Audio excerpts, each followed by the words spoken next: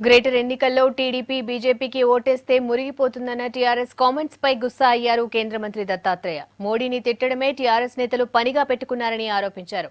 నాంపల్లి నియోజకవర్గంలోని మల్లెపల్లి డివిజన్లో బీజేపీ అభ్యర్థి ఉషాశ్రీ తరపున ఆయన ప్రచారం చేశారు.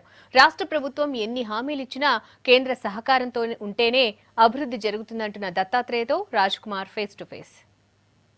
గతంలో టీడీపీ బీజేపీ కలిసి మేయర్ డిప్యూటీ మేయర్ ఏదైతే పంచుకుందో అదే రిపీట్ చేయాలని బీజేపీ ఆలోచనలో ఉంది. అందులో భాగంగా నగరంలో విస్తృతమైన ప్రచారం కొనసాగిస్తుంది. ప్రస్తుతం మనతో పాటు కేంద్ర మంత్రి దత్తాత్రేయ గారు ఉన్నారు. వారు ప్రస్తుతం మల్లెపల్లి డివిజన్లో ఉషాశ్రీ అభ్యర్థి బీజేపీ అభ్యర్థి ఉషాశ్రీ తరపున ప్రచారం చేయడానికి వచ్చారు. సార్ చెప్పండి, టీఆర్ఎస్ ప్రచారం చేస్తుంది, బీజేపీ టీడీపీకి ఓటేస్తే అది మురిగిపోయినట్టే, టీఆర్ఎస్కి ఓటేయండి అని ప్రచారం చేస్తుంది, మీరేమంటారు? ఎప్పుడు ఓటేస్తే మురిగిపోతుంది అనేటువంటిది పొరపాటు. ఇది చాలా పొరపాటు. ప్రజాస్వామ్యంలో అలాంటి భావాలు పెట్టుకొని అలాంటి మాటలు మాట్లాడడం అనేది చాలా తప్పు. వాస్తవంగా చెప్పాలంటే టీఆర్ఎస్ ఎంఐఎం వాళ్ళ కానీ కలిసినారు కాబట్టి వాళ్ళకు ఓటేస్తే ఇది హైదరాబాద్కు ప్రమాదం అవుతుంది. కాబట్టి ఇది చాలా ముఖ్యమైన అంశం. వాళ్ళు దాన్ని గమనిస్తే అది మంచిది. టీడీపీ బీజేపీది కలాల కాపురం అంటుంది టీఆర్ఎస్, మీరేమంటారు? కలాల కాపురం సంగతి మాది కాదు, వాళ్ళది కలాల కాపురం. గతంలో ఉన్నారు. గతంలో ఎందుకు కలాల కాపురంతో టీఆర్ఎస్ టీడీపీతో చేతులు కలిపింది? ఇది ముందు ప్రజలకు సమాధానం చెప్పాలి.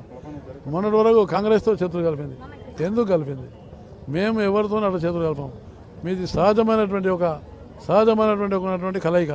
టీడీపీ బీజేపీ గతంలో అధికారంలో ఉన్నది, ఇప్పుడు అధికారంలో ఉన్నది. కాబట్టి మేము సహజ మిత్రులం.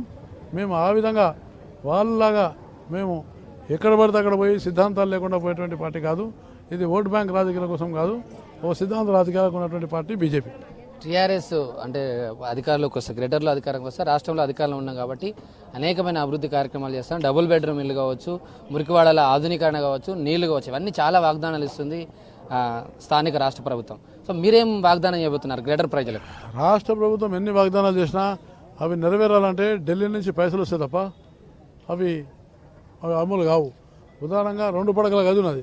2 పడకల గది ఇల్లు పూర్తిగా నిర్మాణం కావాలంటే ఆయన గమనించాలా, ముఖ్యమంత్రి గారే స్వయంగా లేఖ రాసినాడు. ఈ 2 పడకల గదికి 3,000 కోట్ల రూపాయలు ఢిల్లీలో హడ్కో నుంచి రుణం కావాలని కోరినారు. వెంటనే నేను వెంకయ్య నాయుడు గారితో మాట్లాడి ఆ 3,000 కోట్లు శాంక్షన్ చేస్తేనే ఇప్పుడు 2 పడకల గది ప్రారంభమైంది.